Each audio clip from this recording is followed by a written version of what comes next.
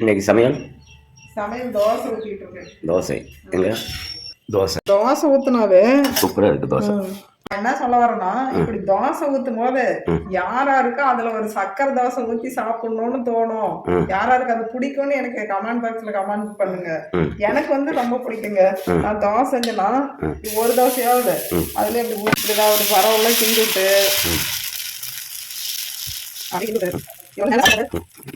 இதுல வந்து இப்படி சக்கரை, இது ரொம்ப பிடிக்கும் எனக்கு.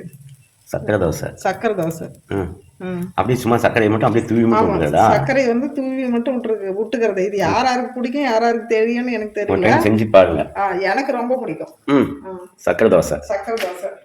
இப்படி மேல அப்படியே தூவி விட்டு அப்படியே கொஞ்ச நேரம் முறுன்னு வேக வச்சு எடுத்து சாப்பிட்டா டேஸ்ட் செம்மையா இருக்கும். இது எனக்கு ரொம்ப பிடிக்குங்க. இந்த மாதிரி செஞ்சு சாப்பிடுறது எனக்கு என் பிள்ளைக்கு அதெல்லாம் ரொம்ப பிடிக்கும்.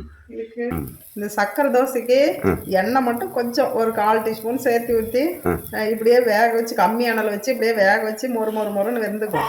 அப்படியே எடுத்து சாப்பிட்டா எனக்கு ரொம்ப பிடிக்கும். இது மாதிரி நான் எல்லாத்துக்கும் தோசை ஊற்றி கொடுத்துட்டு எனக்கு ஊற்றும் போது ஒரு தோசை நான் இந்த மாதிரி சக்கரை தோசை செஞ்சுக்குவேன்.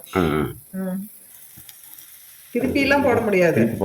சக்கரை தோசை திருப்பி போட ஒன் சைடு தான். ஒரு சைடு கம்மியானல வச்சு பொறுமையா வேகணும். நிறைய அனல் வச்சா தீஞ்சு போயிடும்.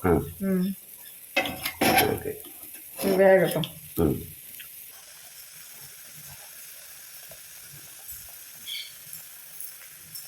பாருங்க சூப்பரா வந்துருச்சு. அப்படியே இப்படி பரட்டி வச்சு இப்படி பாருங்க சக்கரை தோசை ஒரே சைடு மட்டும் பாக்குறதுக்கு ஒரு அழகா இருக்கு.